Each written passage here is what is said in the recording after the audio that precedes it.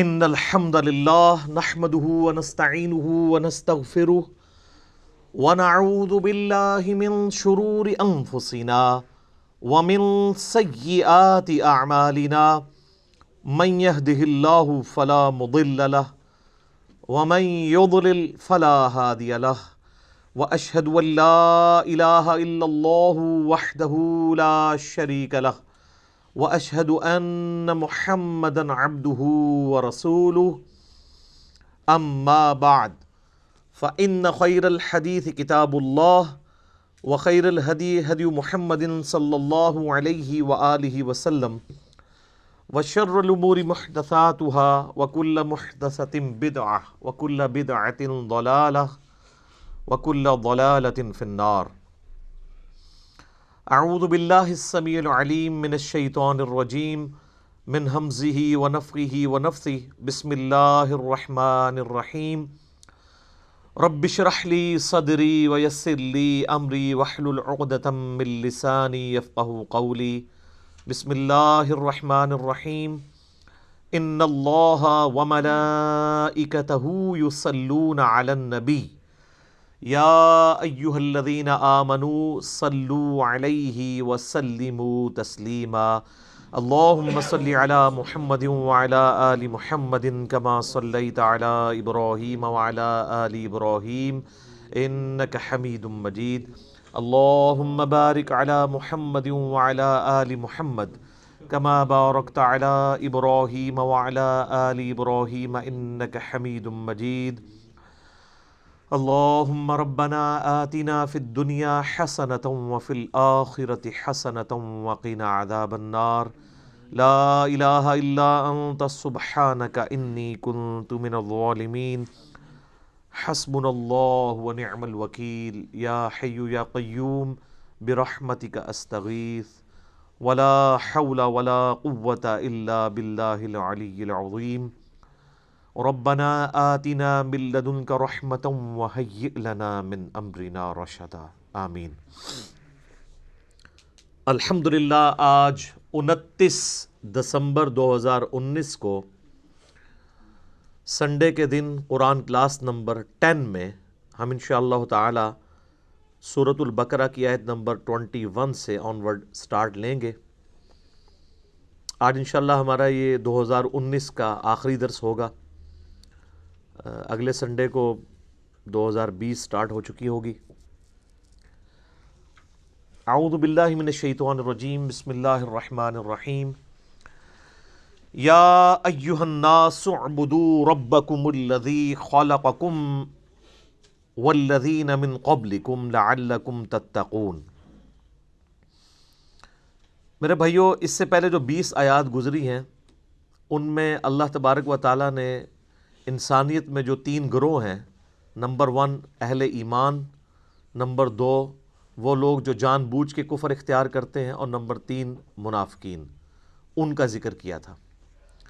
اب یہ پوری وہ تمہید کے بعد اس رکوع کے اندر آیت نمبر 21 سے آنورڈ آیت نمبر 29 تک یہ مسلسل اب یہ جو 9 آیات ہیں یہ قرآن حکیم کی دعوت ہے اپنے مخاطب کو، کہ قرآن اپنے مخاطب سے کیا چاہتا ہے، اللہ تعالیٰ کی کیا ریکوائرمنٹ ہے، یہ کتاب کس لیے نازل ہوئی ہے، انبیاء کے آنے کا مقصد کیا ہے، اس دنیا کی زندگی کا آخر انجام کیا ہونے والا ہے۔ یعنی پوری کی پوری جو ایک ڈاکٹرن ہے دین کی، وہ اس ایک رکوع کے اندر 9 آیات کے اندر بڑی زوردار طریقے سے بنیادی جو باتیں جو انسانوں کے علم میں ہوتی ہیں اس کی بنیاد کے اوپر بیان ہوئی ہیں۔ اسی لیے آپ دیکھیں اس کا خطاب، اگرچہ یہ صورت تو مدنی ہے اور مدنی صورتوں کا اسلوب زیادہ تر یا ایھا الذین آمنوا کے ساتھ ہوتا ہے، لیکن چونکہ یہ پوری انسانیت کو دعوت دی جا رہی ہے اس لیے ان آیات کا جو سٹارٹ ہے وہ پوری انسانیت کو مخاطب کر کے ہے۔ یا ایھا الناس، اے پوری انسانیت، اے لوگو، اعبدوا ربکم، عبادت کرو اس رب کی، الذی خلقکم، جس نے تمہیں پیدا کیا، والذین من قبلکم، اور جو تم سے پہلے لوگ گزر چکے یا جو اگلے لوگ گزر چکے ان کو بھی اسی نے پیدا کیا، لعلکم تتقون، تاکہ تم ڈر سکو، پرہیزگار بن سکو۔ سارے انبیاء کی دعوت کا مقصد، ساری الہامی کتابیں نازل ہونے کا ایک ہی مقصد ہے کہ عبادت اس رب کی کرنی ہے۔ اللہ کو ماننا کافی نہیں ہے بلکہ اللہ کی بھی ماننی ہے۔ اسی لیے یہاں یہ بات نہیں آ رہی کہ اس اللہ کو مانو، بلکہ کہا جا رہا ہے اس اللہ کی عبادت بھی کرو، جس طرح سورہ النحل میں آتا ہے نا، آیت نمبر 36 میں، وَلَقَدْ بَعَثْنَا فِي كُلِّ أُمَّةٍ رَسُولًا أَنِ اعْبُدُوا اللَّهَ وَاجْتَنِبُوا الطَّاغُوتَ، اور بے شک ہر امت میں ہم نے کوئی نہ کوئی رسول مبعوث کیا ایک ہی بنیادی دعوت کے ساتھ کہ عبادت کرو اللہ کی، اور اللہ کے جو مخالفت پہ کھڑے ہوئے لوگ ہیں ان کو طاغوت کہا گیا، چاہے وہ جنوں میں سے ہیں یا انسانوں میں سے ہیں، ان کی آپ نے مخالفت کرنی ہے۔ یہ ساری الہامی کتابوں کی دعوت کا خلاصہ، تمام انبیاء کی دعوت کا خلاصہ ایک اللہ کی عبادت ہے۔ عبادت کہتے ہیں ٹوٹل اوبیڈینس کو، یعنی صرف اللہ کو ماننا کافی نہیں بلکہ اللہ کا مکمل تابع فرمان بننا ہے۔ اور اسی کے پیرلل میں ایک ٹرم ہے جو وقت کے پیغمبر کے لیے استعمال کی جاتی ہے، اس کو ہم کہتے ہیں اتباع۔ قل ان کنتم تحبون اللہ فاتبعونی یحببکم اللہ، اے نبی تم فرما دو کہ اگر تم لوگ یہ دعویٰ رکھتے ہو کہ اللہ سے محبت کرتے ہو تو پھر میری یعنی وقت کے پیغمبر کی اتباع کرو، پھر اللہ بھی تم سے محبت کرے گا اور تمہارے گناہوں کو بھی معاف کر دے گا۔ تو اتباع میں بھی صرف پیغمبر کو مانا نہیں جاتا بلکہ پیغمبر کی پیروی بھی اختیار ساتھ کی جاتی ہے۔ تو ان دونوں چیزوں کو آپ سمجھ لیں، عبادت ہے اللہ کی محبت کے ساتھ، اس کو ماننے کے ساتھ اس کی ماننا، اور اتباع رسول ہے رسول اللہ کی محبت صلی اللہ علیہ وآلہ وسلم کے ساتھ آپ صلی اللہ علیہ وآلہ وسلم کی اوبیڈینس، پیروی اختیار کرنا۔ صرف اطاعت نہیں ہے بلکہ محبت کے ساتھ اطاعت ہے۔ اطاعت پلس محبت اللہ کے کیس میں ہو تو عبادت ہے، اور اطاعت پلس محبت رسول اللہ کے کیس میں ہو صلی اللہ علیہ وآلہ وسلم تو یہ اتباع رسول ہے۔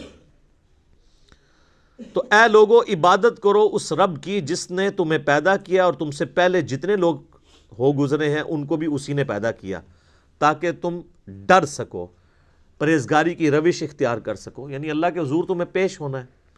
یہ وہ بنیادی بات ہے جو کسی بھی انسان کو دعوت دینے کے لیے پہلی چیز ہی یہی ہونی چاہیے توحید کے اعتبار سے، کہ اس اللہ کو مانو اور اس اللہ کی مانو جس نے تمہیں پیدا کیا۔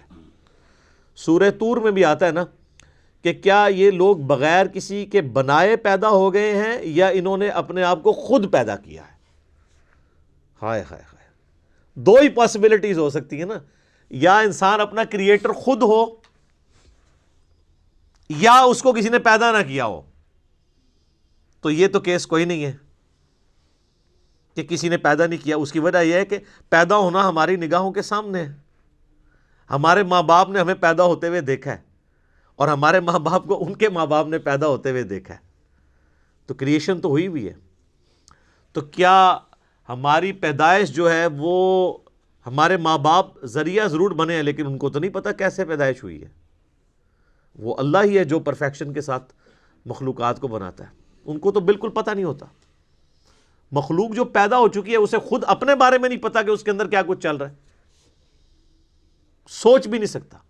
آج اگر سائنس ہمیں یہ باتیں ٹروتھ ریویل نہ کرتی اس کائنات کے بڑے بڑے حقائق، تو ہم کبھی امیجن بھی نہیں کر سکتے تھے کہ کتنی یہ کمپلیکس کریشن ہے، کوئی بھی زندہ چیز ہے۔ اس پہ تو گھنٹوں بولا جا سکتا ہے۔ انسان کے جسم میں جو ایک خلیہ ہے نا، اس خلیے کو بنانے کے لیے نیو یارک سٹی جتنی جگہ چاہیے، جتنے سسٹم اس میں اللہ نے رکھ دیے، اور انسان کے جسم میں یہ ایک خلیہ نہیں ہے، 100 بھی نہیں ہے، 1000 بھی نہیں ہے، لاکھ بھی نہیں ہے، کروڑ بھی نہیں ہے، ارب بھی نہیں ہے، 100 ٹریلین سیلز ہر انسان کے جسم کے اندر موجود ہیں. 100 ٹریلین، 1 ٹریلین 1000 ارب کے برابر ہوتا ہے. 100,000 ارب خلیے ہر انسان کے جسم میں، اور ان سارے خلیوں تک آکسیجن بھی پہنچتی ہے اور یہ زندہ ہے. ان کی ڈویژن ڈسٹرب ہو جائے تو کینسر ہے. یہ خلیے مر جائیں اور نئے اس کی جگہ پیدا نہ ہو تب بھی وہ ڈیڈ ہو جائے گا باڈی کا وہ حصہ. اور سائنٹسٹ کہتے ہیں کہ اتنا بڑا فگر ہے کہ اگر انگلینڈ جیسے 30 ملک ہوں اور 30 کے 30 ملک صرف درختوں سے پر ہوں اور کوئی چیز وہاں نہ اگی ہوئی ہو تو ان درختوں کے جتنے پتے ہوں گے نا یہ 100 ٹریلین ہے. 100,000 ارب. 1 ارب نہیں مان، 1 ارب گننے کے لیے آپ کو 25 سے 30 سال چاہیے. 24 گھنٹے بھی اگر آپ گنتی گنتے رہیں، کوئی شخص بہت بھی تیز گن لے گا 24 گھنٹے میں تو 86,400 سیکنڈ ہے، تو 1,00,000 دفعہ بھی مشکل سے گن پائے گا وہ. تو 1 ارب اور کدھر پھر 1000 ارب، پھر 100,000 ارب. ان امیجنیبل ہے، کیلکولیٹر فیل ہو جاتے ہیں. تو یہ سارے کے سارے جو خلیے ہیں ان کو کریٹ کیا ہے کریٹر نے. پھر خالی اس طرح کریٹ نہیں کیا، مینیجیبل فارم میں ہے. یہ خلیوں نے کیا خود ڈیسائیڈ کیا تھا کہ ان خلیوں نے مل کے آنکھ بننا ہے، ان خلیوں نے مل کے دل بننا ہے؟ آرگنائز ہوئے نا، اور پھر سارے خلیے آرگنائز ہو کے ایک کامن فنکشن پرفارم کر رہے ہیں. دل کا فنکشن گردے نہیں پرفارم کر سکتے، گردوں کا فنکشن آنکھیں نہیں پرفارم کر سکتی، آنکھوں کا فنکشن جو ہے وہ ہاتھ نہیں پرفارم کر سکتے. انسان کو تو پتہ ہی نہیں اس کے اندر کیا کچھ ہے. تو یہ بنیادی بات ہے کہ اس اللہ کی عبادت کرو جس نے تمہیں پیدا کیا ہے، اور جتنے اگلے بھی گزرے ہیں ان کو بھی اسی نے پیدا کیا ہے. اس سے ڈر جاؤ، اس اللہ سے ڈر جاؤ جس نے تمہیں تمہاری مرضی کے بغیر پیدا کیا ہے. جو تمہیں تمہاری مرضی کے بغیر پیدا کرنے پر قادر ہے وہ تمہارے ساتھ کچھ بھی کرنے پر قادر ہے، اور اگر وہ تمہارے لیے کچھ ڈیسیژن کر لے گا پھر کوئی تمہیں بچا نہیں سکتا. یہ ہے اصل میں اس کا فارم. ڈر جاؤ لعلکم تتقون، تاکہ تم ڈر سکو. الذی جعل لکم الارض فراشا، وہی اللہ ہے جس نے اس زمین کو تمہارے لیے بچھونا بنایا ہے. والسماء بناء، اور آسمان کو چھت بنایا ہے. اب اس حصے کے اوپر بھی گھنٹوں بولا جا سکتا ہے کہ یہ زمین جو بچھونا بنائی ہے صرف اس کی ایک فزیکل پراپرٹی کو ڈسکس کیا جا رہا ہے کہ زمین کو رہنے کے قابل بنایا ہے. زمین میں ہر سیکنڈ میں 2 زلزلے آتے ہیں، ہر سیکنڈ میں، لیکن ان کا ایمپلیٹیوڈ جو ہے وہ بہت کم ہوتا ہے. اگر وہ بڑھ جائے تو زمین تباہ و برباد ہو جائے. اتنے زلزلوں والی زمین کو رہنے کے قابل بنایا ہے، اسے کنٹرول کیا، اور اس اعتبار سے بھی رہنے کے قابل بنایا ہے کہ وہاں پر ہر مخلوق کے لیے اس کی زندگی کا سامان رکھتی ہے. اور جو سب سے ضروری سامان تھا زندگی کے لیے وہ بالکل فری رکھا ہوا ہے. کون سی چیز؟ آکسیجن. پانی تو پھر بھی بندہ کچھ گھنٹے کچھ دن بھی نکال سکتا ہے، آکسیجن 1.5-2 منٹ سے زیادہ کوئی نہیں نکال سکتا. بالکل فری رکھا ہے. اور اس آکسیجن کی جو مقدار ہے اسے کنٹرول کیا ہوا ہے فضا کے اندر. ہائیڈروجن سے یا نائٹروجن سے وہ بڑھ جائے تب بھی ہماری ایگزسٹنس نہیں ہے، کم ہو جائے تب بھی ایگزسٹنس نہیں ہے. اور یہ تو صرف ایک فائن ٹیوننگ ہے، اس طرح کی ملینز آف فائن ٹیوننگز روئے ارض پہ ہیں. اسی لیے سائنٹسٹ کہتے ہیں کہ یہ میریکل پلانٹ بنایا گیا ہے اس قابل کہ یہاں پہ زندگی رہے. تو کسی کے بنانے سے بنا ہے. اگر وہ کہتا ہے خود بخود بن گیا ہے تو پھر اس کو کوئی کاپی کر کے بنا کے بتا دے. جو چیز کاپی بھی نہ ہو سکتی ہو اس کے بارے میں کہنا کہ وہ خود بخود ہو گئی ہے تو اس سے بڑی تو بے وقوفانہ سٹیٹمنٹ ہی نہیں ہو سکتی. جو کام کرنے سے نہ ہو سکے وہ خود بخود کیسے ہو سکتا ہے؟ خود بخود تو وہ کام ہو سکتا ہے نا کہ جو یعنی کرنے سے ہو بھی جائے. زمین و آسمان کی ساری مخلوقات مل کے ایک بیج نہیں بنا سکتی کہ جسے ہم مٹی میں بوئیں اور وہ 6 ارب گنا بڑا درخت بن جائے۔ لوگ تو کہتے ہیں جی مٹی کی تو کوئی قیمت ہی نہیں ہے، میں کہتا ہوں سونے کی کوئی قیمت نہیں ہے۔ سونے میں بیج ڈالا جائے تو وہ درخت نہیں بن سکتا۔ اگر مٹی دنیا پہ نہ ہو تو سونے کو چاٹنا ہے کسی نے، اور سونا نہ ہو تو پھر بھی دنیا چلتی رہے گی۔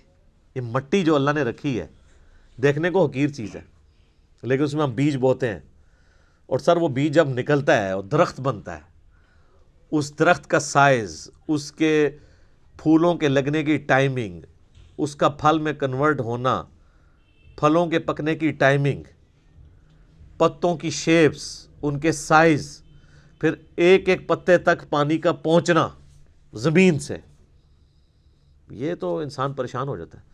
ایک درخت تو بہت بڑی بات ہے، ایک بیج نہیں کوئی بنا سکتا، اور کوئی یہ کہ خود بخود بن گیا، تو اس سے بڑی بیوقوفی کسی کی کیا ہو سکتی ہے؟ دنیا کا کوئی بیوقوف انسان بھی ایک بال پوائنٹ کے لیے ماننے کے لیے تیار نہیں خود بخود بن جائے، کیونکہ یہ ایک مینیجیبل چیز ہے، الٹپ نہیں ہے، ایٹ رینڈم نہیں ہے۔ تو زمین کو اس نے تمہارے لیے بچھونا بنایا ہے، وَالسَّمَاءَ بِنَاءً، اور آسمان کو چھت بنایا ہے۔ اب یہ متشابہات میں سے ہیں، یعنی آسمان کے بارے میں جو اب ہمیں اس ماڈرن سائنس کی وجہ سے ٹروتھ ریویل ہو رہے ہیں وہ تو بڑے حیران کن ہیں۔ یعنی آسمان کی جو لیئرز ہیں، آسمان تک پہنچنے کے لیے جو اللہ تعالیٰ نے لیئرز رکھی ہوئی ہیں، ان کے لیے بھی آسمان کا لفظ استعمال ہو سکتا ہے۔ اسٹریٹوسفیئر ہے، پھر ٹروپوسفیئر ہے، پھر اوزون کی لیئر ہے، یعنی سورج سے ملینز آف ایمپلیٹیوڈ کی مختلف ریز دنیا میں آتی ہیں، لیکن زمین کی جو ہماری رہنے کی سطح ہے اس تک اس میں سے چند ایک پہنچتی ہیں۔ 99.99% یہ آسمان کی جو لیئرز ہیں اس کی وجہ سے ریپیل ہو جاتی ہیں، کچھ ارتھ میگنیٹک فیلڈ کی وجہ سے ریپیل ہو جاتی ہیں، ورنہ وہ ہارمفل ریز نیچے آ جائیں تو بیماریاں۔ یہ جو کہتے ہیں اوزون لیئر کے اوپر ایک شگاف ہے، اس کی وجہ سے سکن کینسر کا خدشہ ہے ان علاقوں میں جہاں پہ وہ ڈائریکٹ ریز آتی ہیں۔ تو یہ آسمان کو ایک بڑی مضبوط چھت بنایا ہے اللہ تعالیٰ نے۔ آسمان حفاظت کا ذریعہ ہے، یہ اللہ کی قدرتیں ہیں جی، اس پہ کتنی دیر بولا جائے، میرے اس پہ کئی ایک لیکچرز ہیں، وہ آپ دیکھ لیں ورنہ تو ٹاپک بدل جائے گا۔ وَأَنزَلَ مِنَ السَّمَاءِ مَاءً، اور آسمان سے اس نے پانی کو نازل کیا، فَأَخْرَجَ بِهِ مِنَ الثَّمَرَاتِ، پھر اس کے ذریعے پھل اگائے تمہارے لیے، رِزْقًا لَكُمْ، تمہارے رزق کے طور پہ۔ اچھا یہ ساری باتیں بنیادی ہیں، کوئی دنیا کا انسان نہیں ہے جو کہ یہ چیزیں میری آبزرویشن میں نہیں ہے۔ قرآن چونکہ پوری انسانیت کے لیے ہے، لہٰذا اس میں بالکل ڈیٹم لیول کی بنیادی باتیں ڈسکس ہوں گی جو ہر بندے کے ایکسپیرینس میں، نالج میں ہوں۔ یہ جتنی باتیں آ رہی ہیں کہ تمہیں اللہ نے پیدا کیا، تم سے اگلوں کو پیدا کیا، سب کے ایکسپیرینس میں ہے۔ اللہ تعالیٰ نے زمین کو رہنے کے قابل بنایا ہے، آسمان کسی انسان نے بنائی ہے، انسان تو ہمیشہ سے آبزرو بھی کر رہا ہے اسے، انسان تو صرف ڈسکوری کرتا ہے، اور انوینٹ بھی جو کرتا ہے وہ بھی کریشن ایکس نہیلو نہیں کرتا، عدم محض سے وجود نہیں دیتا، بلکہ اللہ کی تخلیقات کو یوز کر کے کرتا ہے۔ اگر وہ یہ ٹیبل لکڑی کا بنا رہا ہے تو لکڑی اس نے نہیں بنائی ہے، لکڑی نیچر سے ہی آئی ہوئی ہے، کریشن ایکس نہیلو نہیں ہے، لیکن اللہ تعالیٰ بدیع السماوات والارض ہے، زمین و آسمان کو بغیر نمونے کے، کوئی چیز نہیں تھی تو پیدا کی ہے۔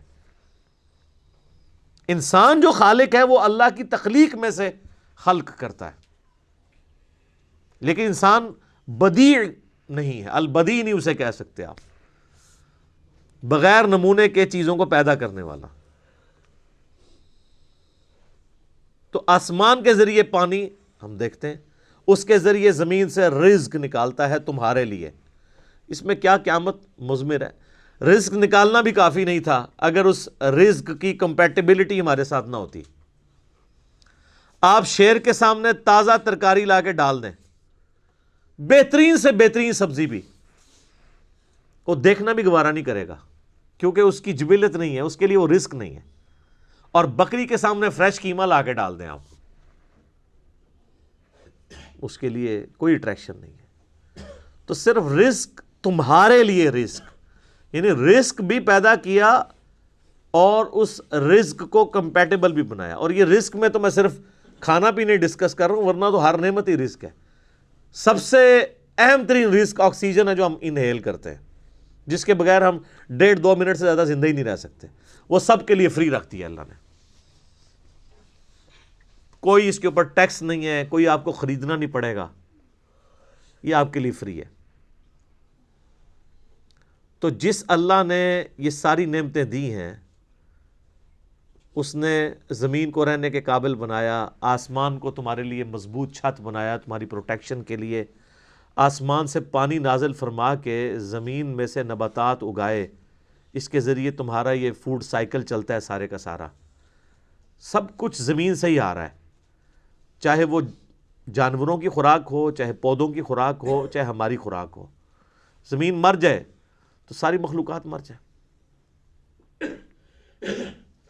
تو اللہ تعالیٰ فرماتا ہے جس نے یہ سب کچھ کیا ہے، فَلَا تَجْعَلُوا لِلَّهِ أَنْدَادًا وَأَنْتُمْ تَعْلَمُونَ، پھر اللہ کے ساتھ کوئی مد مقابل نہ ٹھہراؤ اور تم جانتے تو ہو، تم جانتے تو ہو کہ یہ کوالٹیز کسی اور کی ہے ہی نہیں ہے. یہ توحید تو تمہارے اندر موجود ہے کہ اللہ کے مد مقابل کوئی نہیں ٹھہرایا جا سکتا.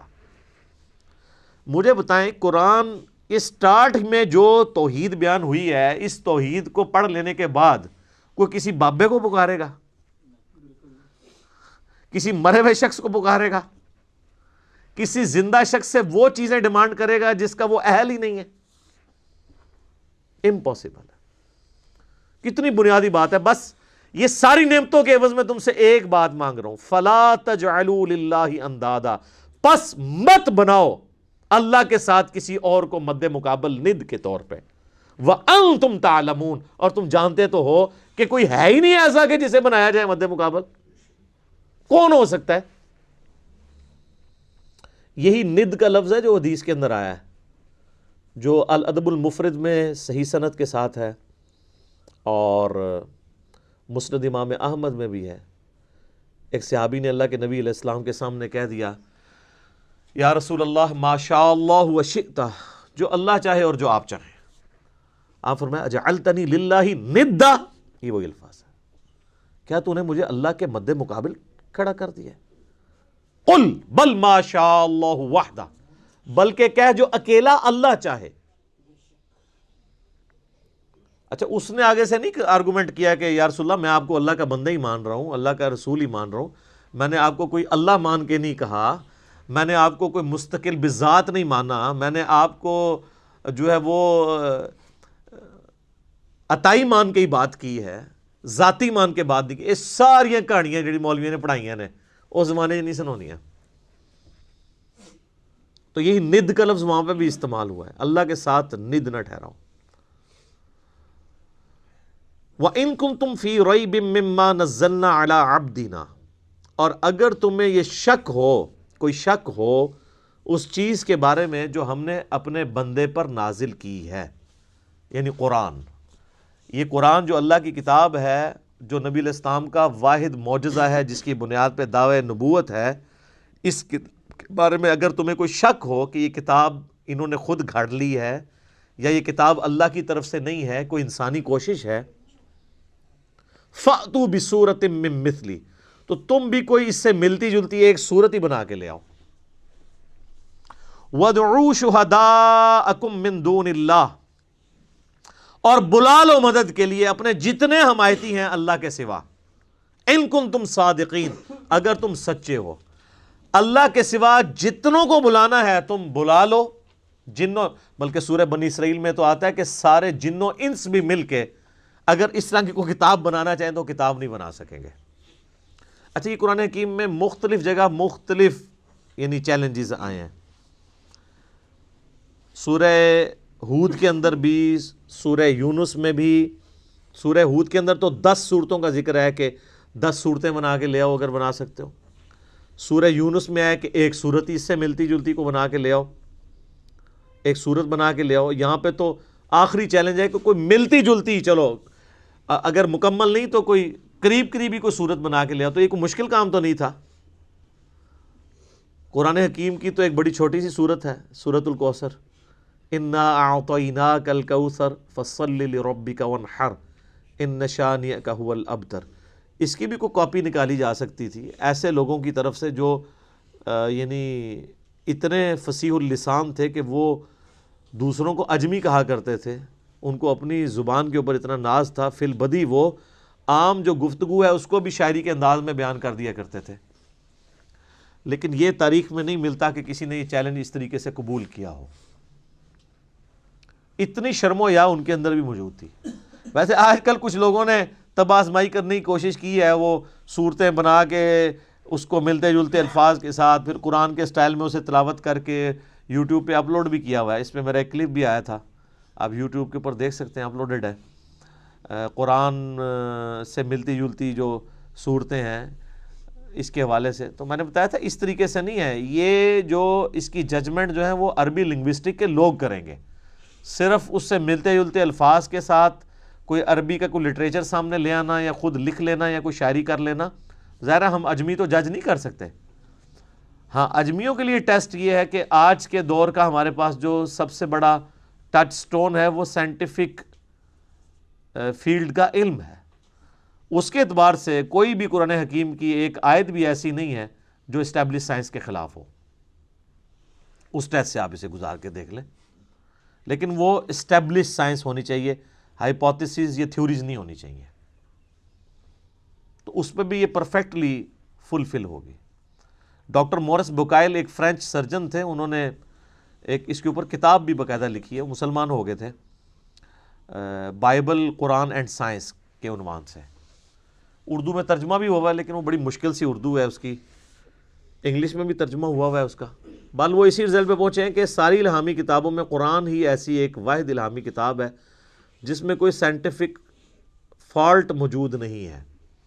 باقی کتابوں میں ایسی چیزیں ملتی ہیں، اور ظاہر ہے وہ اس لیے ہیں کہ وہ ٹیمپر ہوئی ہوئی ہیں، یعنی ان کے اندر تبدیلی ہو چکی ہے، اس میں اللہ تعالیٰ کی طرف اسے منسوب نہیں کیا جا سکتا۔ یہ کتاب محفوظ ہونے کی ایک بہت بڑی دلیل یہ بھی ہے کہ اس میں آپ کو کوئی سائنٹیفک ایرر جو اسٹیبلش سائنس والی چیزیں ہوں، ہائپوتھیسز نہ ہوں، وہ نہیں ملے گا۔ تو اگر تم سچے ہو تو اس طرح کی کوئی صورت ہی بنا، یہ اس زمانے کے لیے تو تھا وہ والا چیلنج، آج تک بھی یہ صرف عرب کے لوگوں کے اعتبار سے ہے، باقی اجمیوں کے لیے تو پھر باقی اعتبار سے بھی قرآن معجزہ ہی ہے۔ فَإِن لَمْ تَفْعَلُوا، اور پس اگر تم ایسا نہ کر سکو، وَلَن تَفْعَلُوا، اور تم ہرگز ایسا نہیں کر سکو گے۔ اللہ تعالیٰ نے اس پہ اپنا اوپینین بھی دے دیا ہے کہ یقیناً تم کر بھی نہیں پاؤ گے۔ فَاتَّقُوا النَّارَ الَّتِي وَقُودُهَا النَّاسُ وَالْحِجَارَةُ، تو ڈرو اس آگ سے جس کا ایندھن آدمی اور پتھر بننے والے ہیں، اعدت للکافرین، جو اللہ نے تیار کر کے رکھی ہے انکار کرنے والوں کے لیے۔ اچھا، یہ کافرون کا ترجمہ یا مسلمون کا ترجمہ جو ہے نا، وہ ہم عموماً تو کر رہے ہوتے ہیں مسلمان اور کافر، اصل جو ترجمہ ہے نا مؤمنون کا یا مسلمون کا، سر تسلیم خم کرنے والے، بات ماننے والے، اور کافر وہ ہیں جو بات نہیں ماننے والے۔ کوئی مسلمان بھی کافر ہو سکتا ہے، اور کوئی کافر بھی مسلمان ہو سکتا ہے کہ کوئی صحیح بات مان لے۔ وہ ایک تو وہ ٹرم والا ایمان ہے نا جو ہم ایز اے اصطلاح استعمال کرتے ہیں، جو کلمہ پڑھ لے اور وہ 5 بنیادی چیزوں پہ چلے۔ لفظی ترجمہ یہ ہے کہ نہ ماننے والوں کے لیے، انکار کرنے والوں کے لیے، کفر کہتے ہیں انکار کرنے کو، نہ شکری کرنے کو، اللہ تعالیٰ نے آگ تیار کر رکھی ہے جس کا ایندھن آدمی، انسان اور پتھر ہے۔ اللہم اجرنا من النار، اللہم اجرنا من النار، اللہم اجرنا من النار۔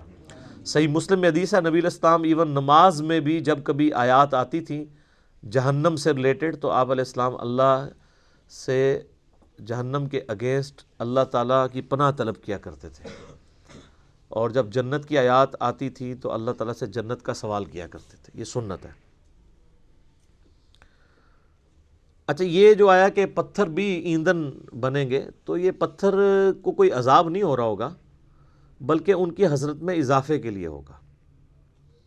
اس کا ڈیٹیل ذکر سورۃ الانبیاء میں آئے گا اللہ تعالیٰ فرماتا ہے کہ ہم کافروں کو بھی اور جن معبودوں کو یہ پوج رہے ہیں ان کو بھی دوزخ میں ڈالیں گے. اور پھر اللہ تعالیٰ فرماتا ہے کہ اگر یہ ان کے معبود ہوتے تو دوزخ میں ان کے ساتھ تو نہ ہوتے. پھر کافروں نے اس کا بھی ٹھٹھا کیا. انہوں نے کہا اچھا اس کا تو مطلب ہے پھر عیسیٰ ابن مریم کو بھی دوزخ میں ڈالا جائے گا، کیونکہ عیسیٰ ابن مریم کی بھی لوگوں نے پوجا کی ہے. پھر اللہ تعالیٰ نے اس کا بھی جواب دیا. ریپلائی ٹو کے بغیر کام چلتا نہیں ہے نا، وسوسے اتنے ہیں. ریپلائی ٹو کے کلپ تو بنیں گے.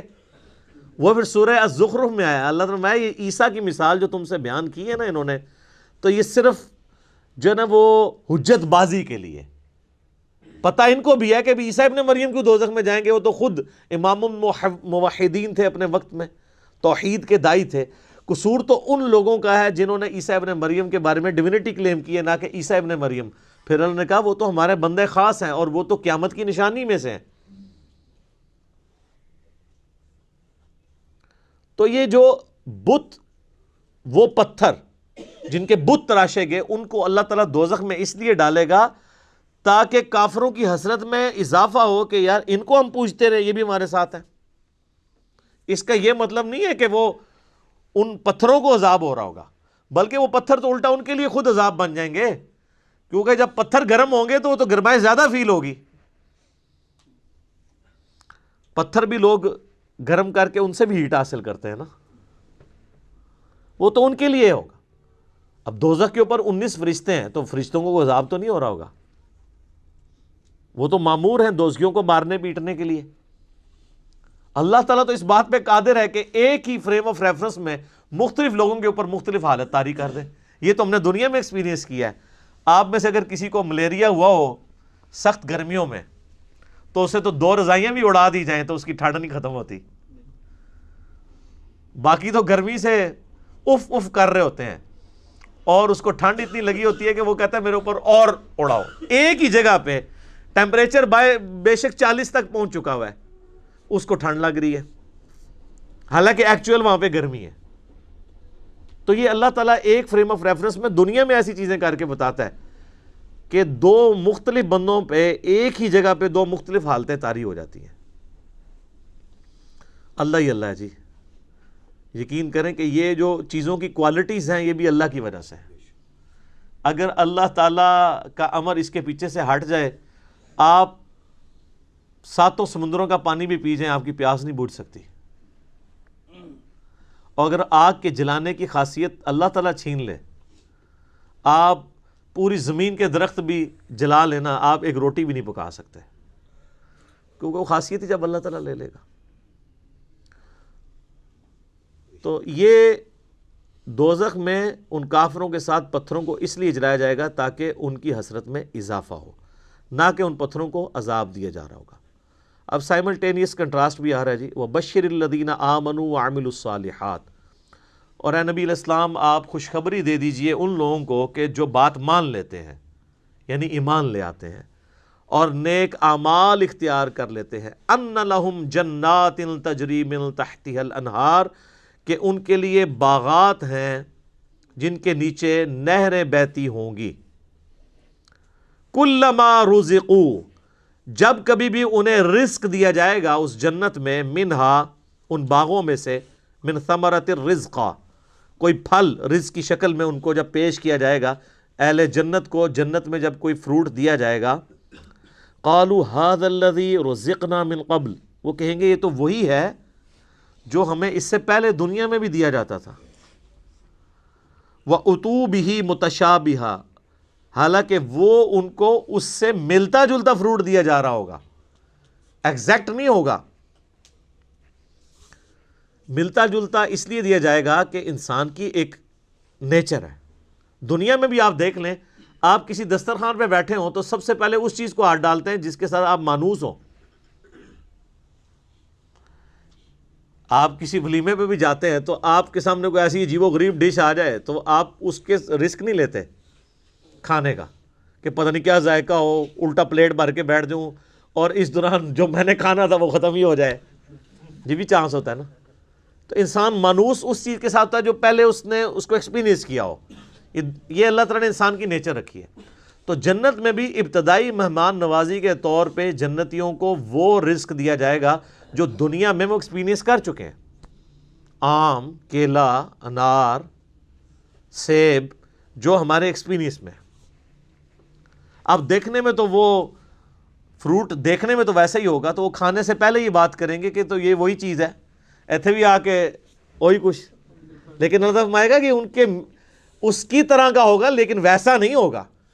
اب انور اٹور کا ذائقہ اور ایک دیسی آم کا ذائقہ برابر ہو سکتا ہے؟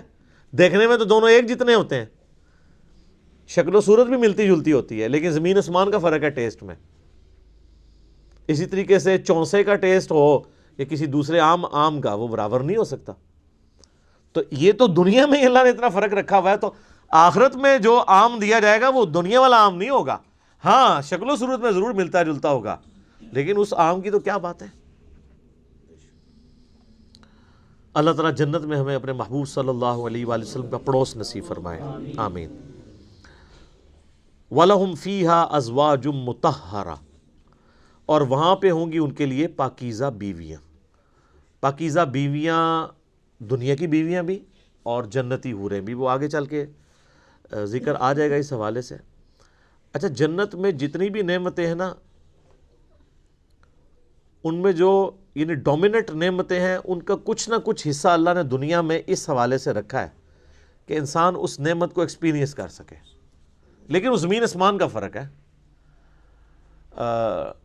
لیکن کسی درجے میں ایکسپیرینس کروایا گیا، اور ایکسپیرینس کروایا گیا ہے تو تبھی ان چیزوں میں اٹریکشن ہے. اگر اٹریکشن نہیں ہوگی تو اس کے لیے تگ و دو کون کرے گا. اچھا، اس سے یہ بھی بات پتہ چلی کہ جنت کا لالچ بھی اللہ تعالیٰ خود دے رہا ہے.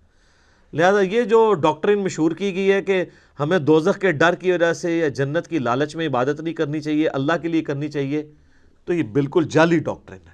اس کو مولا علی علیہ السلام کی طرف لوگوں نے منسوب کر دیا ہے کہ وہ کہتے تھے میں تو اللہ کی عبادت صرف اللہ کے لیے کرتا ہوں، جنت کی جو ہے وہ طلب میں یا دوزخ کے ڈر کی وجہ سے نہیں کرتا. اس کے اوپر بھی میرا ایک کلپ ریکارڈڈ موجود ہے کہ یہ ڈاکٹرین صوفیاء نے پیش کی ہے، یہ قرآن کی ڈاکٹرین نہیں ہے. کیونکہ جنت کا جو لالچ ہے، اس کے پیچھے لگنا اللہ ہی کی تو اطاعت ہے. یہ جنت کا لالچ شیطان نے دیا یا اللہ نے؟ تو اگر آپ جنت کو نگیٹ کرتے ہیں، جنت کا مذاق اڑاتے ہیں یا دوزخ کو ہلکا جانتے ہیں، تو آپ یہ جنت یا دوزخ کو بے عزت نہیں کر رہے ہوں گے، بلکہ آپ اللہ تعالیٰ کے خلاف بغاوت کا علم بلند کر رہے ہوں گے. یہ تو اس نے رکھی ہوئی ہے نا چیزیں، یہ ساری لالچیں وہی دیتا ہے نا. یہ وہ لالچ نہیں ہے جو بری بلا ہو، یہ وہ لالچ ہے جس کے لیے انسان کو کوشش کرنی چاہیے. قرآن پاک میں درجنوں آیات ہیں، آگے چلیں گے تو یعنی اللہ تعالیٰ فرماتا ہے کہ کوشش کرنے والوں کو ایسی جنت کے لیے کوشش کرنی چاہیے، خود اللہ تعالیٰ اس کی طرف. تو اسی طریقے سے یعنی جو ایک اللہ تعالیٰ نے سیکس کا جذبہ رکھا ہے انسان کے اندر، اس کا ایکسپیرینس دنیا میں کسی فارم میں کروایا، تبھی جنت کی حوروں کا لالچ دیا جا سکتا ہے. اور اسی طریقے سے جو فروٹ ہے اس کا ذائقہ دنیا میں رکھا ہے، جبھی جنت کی فروٹ کا آپ کو لالچ دیا جا سکتا ہے. باقی تو بخاری مسلم میں حدیث ہے کہ اللہ تعالیٰ نے جنت میں وہ نعمتیں تیار کر رکھی ہیں جو نہ کسی آنکھ نے دیکھی، نہ کسی کان نے سنی، نہ کبھی کسی کے دل پہ بھی اس کا گمان گزرا. وہ تو ان امیجنیبل ہے. یہ صرف متشابہات ہیں، چیزیں ملتی جلتی چیزیں دنیا میں، صرف بات سمجھانے کے لیے. اور دنیا کی نعمتیں تو فنا ہونے والی ہیں، لیکن ان نعمتوں کے ساتھ آ رہا ہے وَهُمْ فِيهَا خَالِدُونَ، وہ رہیں گے ہمیشہ ہمیش اس کے اندر، نہ ختم ہونے والی نعمتیں. اچھا، دنیا میں کوئی بڑے سے بڑی بھی نعمت ہے نا، وہ اچھی انسان کو لگتی ہے، لیکن جیسے ہی اس کے چھوٹ جانے کا خیال آتا ہے تو دل کے اوپر غم کا غلبہ ہو جاتا ہے. اور جنت میں غم نہیں ہے، اس لیے جنت میں ہمیشہ کی نعمت ہے. بخاری اور مسلم کی حدیث ہے کہ میدان محشر میں لا کے مینڈے کی شکل میں موت کو قتل کیا جائے گا، اور جب بلایا جائے گا تو باقاعدہ ایک یعنی ندا کی جائے گی. جہنمی جو ہیں جہنم کے کنارے پہ آ جائیں گے اس خوشی کی وجہ سے کہ شاید ہمارے نکلنے کے لیے کوئی اب سبب ہونے لگا ہے، اور جنتی جنت کے کنارے پہ آئیں گے اس ڈر کے ساتھ کہ ہمیں کہیں جنت سے نہ نکال دیا جائے، تو پھر اللہ تعالیٰ موت کو مینڈے کی شکل میں لا کے وہاں پہ ذبح کرے گا، اور پھر کہا جائے گا کہ جنتیوں کے لیے خوشخبری ہے کہ انہیں کبھی موت نہیں آئے گی، اور دوسری طرف جہنمیوں کے لیے ہمیشہ کا غم ہے کہ ان کو بھی موت نہیں آئے گی۔ تو قرآن میں آتا ہے سورہ فرقان میں، آج ایک موت نہیں کئی موتیں مانگو، موت نہیں تمہیں آئے گی، ہزاروں موتیں مانگو، موت نہیں آنے کی، کیونکہ موت آ جائے تو پھر تکلیف ختم ہو جائے، لیکن وہاں پہ موت نہیں آئے گی۔ اللہم اجرنا من النار، اللہم اجرنا من النار، اللہم اجرنا من النار، آمین۔ اللہم من احییتہ منا فاحیہ علی الاسلام ومن توفیتہ منا فتوفہ علی الایمان، آمین۔ صحیح مسلم میں ایک حدیث ہے کہ جب جنتی جنت میں داخل ہونے لگیں گے تو ان کو ایک ندا کی جائے گی، جاتے ہی خوشخبری ملے گی، تمہارے لیے مبارک ہے، آج کے بعد تمہیں کبھی موت نہیں آئے گی، تم ہمیشہ زندہ رہو گے، آج کے بعد تمہیں کبھی بدحالی نہیں آئے گی، تم ہمیشہ خوشحال رہو گے، آج کے بعد تمہیں کبھی بڑھاپا نہیں آئے گا، تم ہمیشہ جوان ہی رہو گے، اور آج کے بعد اللہ تم سے کبھی ناراض نہیں ہوگا، ہمیشہ راضی رہے گا۔ یعنی دنیا میں تو سب سے بڑی اہل ایمان کے لیے ٹینشن ہی یہی ہے نا کہ میں نے یہ کیا تو ناراض نہ ہو جائے۔ جنت وہ جگہ ہے جہاں کچھ بھی کر لیں اللہ ناراض نہیں ہوگا، ہر وہ چیز جو دنیا میں بھی جرم تھی وہاں جا کے وہ جرم نہیں رہے گی۔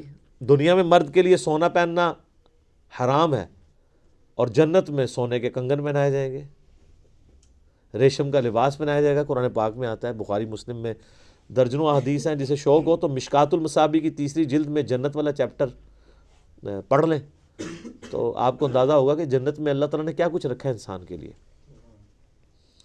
لیکن یہ بات اپنی جگہ ہے، ایک حقیقت ہے کہ جنت پہنچنا بڑا مشکل ہے، یہ سب سے بڑا المیہ ہے۔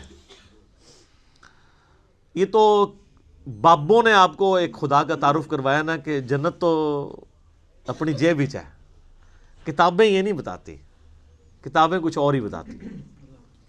صحیح مسلم میں حدیث ہے کہ اللہ تعالیٰ نے جنت کو ناگوار چیزوں سے ڈھانپ رکھا ہے، یعنی جنت تک پہنچنے کے لیے کئی ناگوار چیزوں سے آپ کو گزرنا پڑے گا، پھر جنت آئے گی۔ اور جہنم کو اللہ تعالیٰ نے خوشنما چیزوں سے ڈھانپ رکھا ہے، یعنی ہر اٹریکٹ فل چیز دوزخ کی طرف لے کے چلی جائے گی۔ ناگواری تو ہے نا، یعنی روزانہ 5 وقت نماز پڑھنا دنیاوی طور پہ ایک تردد تو ہے، سردیوں میں وضو کرنا ایک تردد تو ہے، گرمیوں کے روزے رکھنا ایک تردد تو ہے، حلال اور حرام کا فرق کرنا ایک تردد تو ہے، اور دوسری طرف آپ جو اپنی مرضی کے مطابق کوئی بھی کام کرتے جائیں وہ سیدھا آپ کو دوزخ کی طرف لے جائے گا، جو آپ اپنی مرضی سے کریں گے، اور جو اللہ کی مرضی سے کرنا پڑتا ہے اس میں تردد تو ہے، ظاہر وہ نفس کے خلاف ہے۔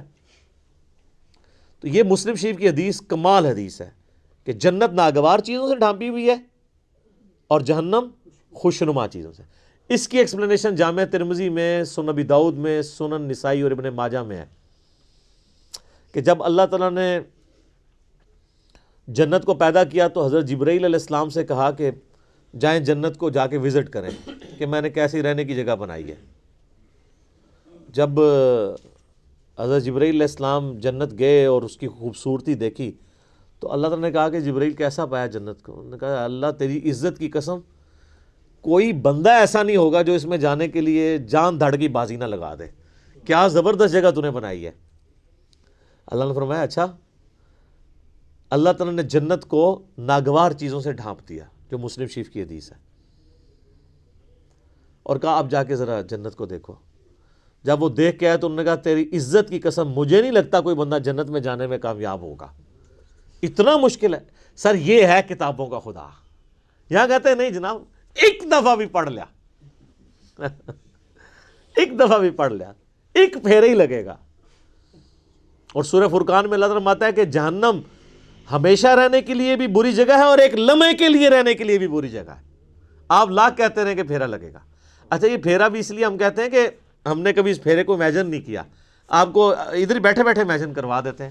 اگر کسی شخص کو یہ کہا جائے کہ ایک فجر کی نماز چھوڑنے پہ آپ کو فجر سے ظہر تک ایک ایسے کمرے میں وقت گزارنا پڑے گا جو 10 بائی 10 فٹ کا ہوگا، اس میں 100 کوبرا سانپ ہوں گے، 100 بچھو ہوں گے، 100 اژدہے ہوں گے، لیکن صرف فجر سے ظہر تک بس، تو کوئی امیجن بھی کر سکتا ہے اس کو؟ وہ ان سانپوں کو تو آپ مار بھی سکتے ہیں، تو جہنم کے سانپ کے بارے میں کوئی سوچ بھی سکتا ہے؟ چونکہ ہم نے امیجن نہیں کیا ہوتا اس لیے ایک پھیرے کی بات کرتے ہیں.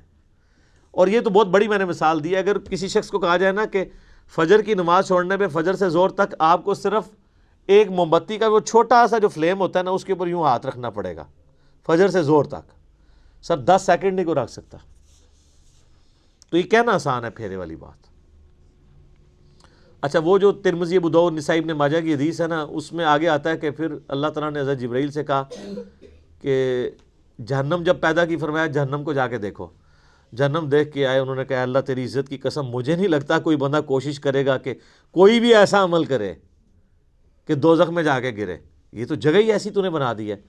اللہ تعالیٰ نے پھر دوزخ کو، جہنم کو خوشنما چیزوں سے جب ڈھانپ دیا نا، جو مسلم شریف والی حدیث ہے، میں اسی کی ایکسپلینیشن آپ کو دوسری حدیث سے کر رہا ہوں. یہ سر کتابوں کا دین ہے، بابوں کا نہیں ہے. تو حضرت جبرائیل علیہ السلام جب گئے واپس آئے، کہا اے اللہ تیری عزت کی قسم مجھے نہیں لگتا کوئی بندہ جہنم میں جانے سے بچ سکے گا، اتنا خوشنما تو نے بنا دیا، یہ تو سارے ہی جائیں گے جہنم میں. اور سر نظر بھی آ رہا ہے، نظر بھی آ رہا ہے، کیا دیندار، کیا بے دین، کیا مسلمان، کیا کافر. آپ کو بغاوت دیکھیں عروج پہ نظر آتی ہے. اور جو آپ کو دیندار نظر بھی آ رہے ہیں یہ بھی اللہ نے پردے رکھے ہوئے ہیں. کچھ کے پردے تو ہمارے جیسے لوگوں کے سامنے کھل بھی جاتے ہیں اور ہم آپ کو کھول کھول کے بتاتے ہیں، پھر بھی نہیں آپ کا دماغ کھلا تو آخرت میں تو کھل ہی جانا ہے. اوہ یہ کیا ہوا. نہیں، بڑا سینسٹیو ایشو ہے میرے بھائی. تو یہ اللہ تعالیٰ نے جہنم اور دوزخ کا جو معاملہ رکھا ہے، یہ اگر یہ چیزیں نہ ہوتی تو کوئی بھی شخص اللہ تعالیٰ کو رسپانس نہ کرتا. میرا ایک یوٹیوب پہ کلپ بھی ہے، خدا انسان کی ضرورت کیوں ہے. خدا انسان کی ضرورت ہے ہی اس لیے کہ انسان مر جاتا ہے. اگر انسان نے مرنا نہ ہو اور انسان کے اوپر کوئی مشکل وقت نہ آنا ہو، انسان کی ضرورت اللہ کبھی رہتا ہی نہیں ہے. یہ تکلیفیں اور موت، یہی تو ایک تلوار لٹک رہی ہے کہ یار میں نے مرنا ہے، کسی کو منہ دکھانا ہے جا کے. آپ ایک لمحے کے لیے امیجن کریں کہ اگر آپ نے مرنا نہ ہو اور آپ کو کبھی کوئی تکلیف نہ آئے، یہ دو چیزوں کی گارنٹی ہو، تو سر نماز کس نے پڑھنی ہے؟ تو یہ ساری دھمکیاں ختم ہو جائیں گی نا پھر دوزخ کی. تکلیف نہ آنے کا مطلب ہے کوئی کچھ نہیں کرے گا. موت نہ آنے کا مطلب ہے آپ اپنی زندگی انجوائے کریں گے، اور تکلیف نہ آنے کا مطلب ہے کہ پھر آپ کو کوئی نہ کوئی رزق کے حوالے سے ایشو ہوگا، نہ اور کوئی تکلیف پہنچے گی. تو یہ سر دنیا میں پاسبل نہیں، جنت میں ہی ہے. لیکن دنیا میں بھی یہ ہو جائے نا تو اللہ تعالیٰ انسان کی ضرورت نہیں رہتا. اسی لیے اللہ تعالیٰ نے یہ موت کا الذی خلق الموت والحیات لیبلوکم ایکم احسن عملا رکھا ہوا ہے. یہ جو تلوار لٹکائی ہے وہ اس لیے تو لٹکائی ہے. تو یہ ساری چیزیں نہ ہو تو انسان کا قبلہ نہیں درست ہوتا. گھنٹوں بولا جا سکتا ہے. اگلی بڑی اہم ترین آیت ہے آیت نمبر 26. قرآن حکیم کے اسلوب کے اوپر ایک کافروں نے اعتراض کیا تھا، اور کچھ نہیں، یعنی وہ قرآن کے مثل کوئی صورت تو نہیں بنا کے لا سکے، لیکن ایک اعتراض انہوں نے کیا تھا کہ اگر یہ اللہ کی کتاب ہے تو اللہ تو اتنا پڑھا لکھا ہے، اتنا ایجوکیٹڈ ہے، اتنی اونچی ہستی ہے، لیکن قرآن میں مثالیں وہ بیان کرتا ہے، کبھی مکھی کی، کبھی جو ہے وہ مکڑی کی. سورۃ العنکبوت میں کافروں کے ایمان کو مکڑی سے تشبیہ دی. سورہ الحج کے اندر کہا کہ یہ جن کو اللہ کے سوا پکار رہے ہیں یہ ایک مکھی پیدا نہیں کر سکتے، اور مکھی سے کوئی چیز چھین کے لے جائے یہ واپس نہیں لا سکتے. تو اتنی بڑی کتاب میں اتنی حقیر چیزوں کی مثالیں کیوں ہیں؟ تو اس قرآن کا اسلوب کہ قرآن مشکل کتاب نہیں بلکہ اتنی آسان کتاب ہے، عام انسان کے ساتھ بحث کرتی ہے. دیکھ لیں آپ، اس میں کوئی فلسفیانہ باتیں اس طریقے سے نہیں ہیں، موٹی موٹی باتیں ہیں. تو اگر یہ اللہ کی کتاب ہوتی تو بڑی مشکل ہونی چاہیے تھی، علماء سے پوچھ پوچھ کے چلنا چاہیے تھا. پھر تو یہی کہتے ہیں نا. اور قرآن کم از کم 4 دفعہ سورۃ القمر میں کہہ رہا ہے وَلَقَدْ يَسَّرْنَا الْقُرْآنَ لِلذِّكْرِ فَهَلْ مِن مُدَّكِرٍ، قرآن کو ہم نے نصیحت کے لیے آسان کر دیا ہے کوئی جو نصیحت حاصل کرے اس سے؟ تو اتنی مشکل کتاب ہونی چاہیے تھی اگر یہ اللہ کی کتاب ہے۔ تو اللہ تعالیٰ نے وہ متھ توڑی ہے، ان اللہ لا یستحیی ان یضرب مثلا ما بعوضۃ فما فوقها، بے شک اللہ اس بات سے شرم محسوس نہیں کرتا کہ وہ مچھر کی مثال دے یا اس سے بھی کسی حقیر چیز کی۔ کیوں؟ اللہ کا مقصد کسی کے اوپر اپنا علمی روب ڈالنا نہیں ہے، اللہ کا مقصد بات سمجھانا ہے، اور بات سمجھانے والا شخص جو ہوتا ہے نا وہ کبھی مشکل الفاظ نہیں استعمال کرتا۔ لہٰذا آپ یہ علماء کی جب ہم مشکل اردو اور ٹرمز سنتے ہیں نا، واللہ وہ اس نیت سے نہیں تقریر کر رہے ہوتے کہ انہوں نے عوام کو دین سمجھانا ہے، وہ یہ تقریر کر رہے ہوتے ہیں کہ میں اتنی مشکل ٹرمنالوجیز بول سکتا ہوں، اور پھر کہتے ہیں دیکھا جی وہ علامہ صاحب نے بڑے مشکل لفظ استعمال کیے۔ تو یہ علامہ صاحب نے اللہ کی سنت میں عمل نہیں کیا، اللہ کی اسی لیے تو پھر علماء کو چھوڑ گئی ہے نا پبلک۔ وہ کہتے ہیں ان کے پاس ہم ایک گھنٹہ بیٹھ کے سنتے ہیں، سمجھ نہیں آتی ہے، علی بھائی کے 5 منٹ کے کلپ میں اتنا کچھ سمجھ آ جاتا ہے۔ کیوں آتا ہے؟ عام فہم بات ہے۔ لیکن میں آپ کو مزے کی بات بتاؤں، یہ عام فہم بات کرنا یہ مشکل کام ہوتا ہے، مشکل باتیں کرنا آسان کام ہوتا ہے۔ اس لیے آپ دیکھتے ہیں کتنے لائق لوگ ہوتے ہیں، لیکن جب ان کو آپ ٹیچر بناتے ہیں انتہائی نالائق ٹیچر ثابت ہوتے ہیں، کیونکہ ٹیچنگ جو ہے ایک فن ہے، اس کے لیے صرف لائق ہونا کوئی کمال نہیں ہے، اس میں کمیونیکیشن آپ کو سکل چاہیے ہوتی ہے، آپ لوگوں کی سطح پہ اتر کے بات کر سکتے ہوں۔ تو یہ کیپیبلٹی مشکل کیپیبلٹی ہے۔ آپ یہ نہ سمجھیے گا جو مشکل باتیں کرتا ہے وہ آسان باتیں بھی کر سکتا ہے۔ آسان طریقے سے بات کرنا یہ زیادہ مشکل ہوتا ہے، اور مشکل طریقے سے بات کرنا یہ زیادہ آسان ہوتا ہے، ان کی کمپیٹنسی بھی نہیں ہوتی ہے۔ تو اللہ تعالیٰ ماتا ہمارا یہ مقصد نہیں ہے کہ ہم کسی کے اوپر روب ڈالیں گے۔ یہ کہتے ہیں اللہ نے یہ مثال کیوں بیان کی ہے؟ اللہ اس بات سے حیا محسوس نہیں کرتا۔ فَأَمَّا الَّذِينَ آمَنُوا، پس جو لوگ بات مان لیتے ہیں، فَيَعْلَمُونَ أَنَّهُ الْحَقُّ مِن رَبِّهِمْ، تو وہ اس چکر میں نہیں پڑتے کہ یہ مکھی کی مثال کیوں آ گئی، یہ مچھر کی مثال کیوں آ گئی، یا میں اپنے بارے میں کرتا ہوں، میں کبھی کوئی مثال کوئی پھکی کی بات کر دی یا ٹنی کی بات کر دی تو بات سمجھانے کے لیے کوئی اگزامپل کے طور پہ بھی بات کر دی، تو جو بات ماننے والے ہیں سمجھنے والے ہیں وہ ان چکروں میں نہیں پڑتے الفاظی کے اوپر، وہ کہتے ہیں یہ ہمارے رب کی طرف سے سچ بیان ہوا ہے، بات وزنی ہے، اس چکر میں نہ پڑھو کہ اسلوب کیسا ہے اس کا۔ فَأَمَّا الَّذِينَ كَفَرُوا، جبکہ جو بات نہیں ماننے والے ہوتے ہیں، ہر بات میں وہ بات کی کھال اتارنے والے ہوتے ہیں، اور ان کا مقصد بات ماننا نہیں ہوتا بلکہ انکار کرنے کا کوئی بہانہ تلاش کرنا ہوتا ہے۔ فَيَقُولُونَ، تو وہ کہتے ہیں مَاذَا أَرَادَ اللَّهُ بِهَذَا مَثَلًا، اللہ کو یہ مثال بیان کر کے کیا ملا ہے، کیا ارادہ تھا اللہ کا، یہ باتیں کرنے کی کیا ضرورت ہے، کوئی مشکل باتیں ہونی چاہیے تھی۔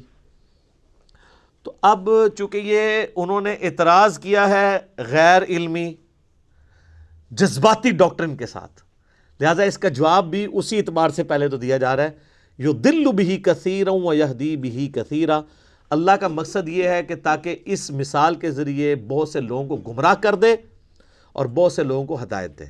مراد یہ نہیں ہے کہ قرآن کتاب گمراہی ہے، وہ تو آیا ہے قرآن میں ھدی للناس وبینات من الھدی والفرقان، یہ پوری انسانیت کے لیے ہدایت ہے، ہدایت کی روشن دلائل ہیں، اس میں حق اور باطل میں تمیز کرنے والی کتاب ہے۔ اس کتاب کا مقصد کسی کو گمراہ کرنا نہیں ہے، مقصد یہ کہ یہ الٹیمیٹلی تمہاری گمراہی کا سبب اس اعتبار سے بن جائے گی کہ تم اس کو مان کر ہدایت پہ آ جاؤ گے اور نہ مان کے گمراہ ہو جاؤ گے۔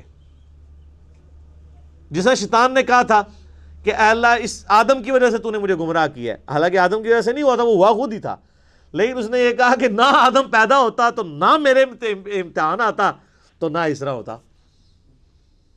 تو انڈائریکٹلی یہ بات ادھر بھی اللہ تعالیٰ نے کہا ہے کہ اللہ تعالیٰ نے اس لیے کیا ہے کہ تم تاکہ جو ماننے والے ہیں ان کا ایمان میں اضافہ ہو جائے گا، جو نہ ماننے والے ہیں وہ گمراہ ہو جائیں گے، اور جو ماننے والے ہیں ان کو ہدایت مل جائے گی۔ اس کا یہ مطلب قطعاً نہیں ہے کہ قرآن پڑھ کے کسی کو گمراہی ملتی ہے، نعوذ باللہ من ذالک، یہ عقیدہ کفر ہے۔ میرا یوٹیوب پہ ایک کلپ بھی ہے، انڈیا پاکستان اور بنگلہ دیش کے لوگوں کے 2 کفریہ علماء کے 2 کفریہ عقیدے۔ ایک کفریہ عقیدہ یہی ہے اس میں سے کہ جی قرآن جو ہے یہ گمراہ کر دیتا ہے. یہ اکثر آپ سنتے ہیں نا، قرآن گمراہ کر دیتا ہے. ڈائریکٹ پڑھنے سے انسان، اچھا انڈائریکٹ پڑھنے سے بھی گمراہی ہوتا ہے. انڈائریکٹ کدھر پڑھنے دیتے ہیں؟ وہ کہتے ہیں پڑھنا ہی نہیں ہے. ڈائریکٹ انڈائریکٹ تو ہے وہ انگریزی والی رہ گئے. انڈائریکٹ نہ انہوں نے خود پڑھا ہوا ہوتا ہے اور نہ کسی کو پڑھنے دیتے ہیں. وما يضل به الا الفاسقین، اور اس سے گمراہ تو نہیں ہوتے ہیں مگر وہ لوگ جو نافرمان ہیں، نافرمانی کی روش اختیار کیے ہوئے لوگ ہیں، جو جان بوجھ کے گمراہ ہونا چاہتے ہیں. وہ ان کے لیے قرآن میں پھر گمراہی ہے، کیونکہ جب وہ چاہ ہی رہے ہیں کہ ہم نے قرآن پاک میں نکالنی ہے اس قسم کی باتیں جس سے ہم قرآن سے دور بھاگیں، تو ظاہر ہے پھر قرآن پہ انہوں نے عمل کہاں سے کرنا ہے. حتیٰ کہ علماء یہود کے بارے میں سورہ الجمعہ میں آیا کہ ان کی مثال ان گدھوں کی سی ہے، جیسے گدھے کے اوپر کتابیں لاد دی جائیں نا، اس کتاب سے وہ اکتساب نہیں کر سکتا. لہٰذا علماء یہود کے پاس پروفیسیز موجود تھیں ان کی کتابوں میں کہ نبی آخر الزماں آئیں گے صلی اللہ علیہ وآلہ وسلم، لیکن ان کتابوں سے انہوں نے اکتساب نہیں کیا تو برباد ہو گئے. تو جو کتابوں سے اکتساب کرے اس کے لیے یہ باتیں نہیں کہ وہ گمراہ ہوگا. جو کتاب ہونے کے باوجود اس میں عمل نہ کرے یا شوکیس میں بس سجا کے رکھے، پڑھی ہوں کتابیں پڑھی ہوئی نہ ہو، وہ گمراہ ہوتے ہیں. اسی تو ہم کہتے ہیں کتابوں کا خدا اور ہے اور بابوں کا خدا اور. جو کتابوں کے خدا کو نہیں مانتا نا، اسے کبھی بھی خدا کا تعارف نہیں ہوتا، کیونکہ نبی علیہ السلام نے ہمیں بابیں نہیں دی ہیں، کتابیں دی ہیں. آج کی ڈیٹ میں قرآن اور سنت کتابی شکل میں ہی ہمارے پاس موجود ہے نا. اس کے اوپر کافی اور باتیں مجھے کرنی ہیں، لیکن اب چونکہ ٹائم ختم ہو چکا ہے، اگلی دفعہ ہم اسی آیت کی جو آگے ان فاسقوں کی نشانیاں کیا ہیں جو قرآن کے ذریعے جو گمراہی کماتے ہیں، آیت نمبر 27 سورۃ البقرہ کی آن ورڈ انشاءاللہ اگلی دفعہ سٹارٹ کریں گے. صلاۃ بر محمد وآل محمد. اللہم صلی علی محمد وعلی آل محمد کما صلیت علی ابراہیم وعلی آل ابراہیم انک حمید مجید. اللہم بارک علی محمد وعلی آل محمد کما بارکت علی ابراہیم وعلی آل ابراہیم انک حمید مجید. اللہ تعالیٰ سے دعا ہے جو حق بات میں نے کہی اللہ تعالیٰ ہمارے دلوں میں راسخ فرمائے. اگر جذبات میں میرے منہ سے کوئی غلط بات نکل گئی تو اللہ تعالیٰ ہمارے دلوں سے ہی اسے دور کر دے، ہمیں معاف بھی کر دے، ہمیں کتاب و سنت کی تعلیمات پر عمل کر کے دوسرے بھائیوں تک پہنچانے کی توفیق عطا فرمائے. سبحانک اللہم و بحمدک اشہد ان لا الہ الا انت استغفرک و اتوب الیک وما علینا الا البلاغ المبین. جزاکم اللہ خیرا.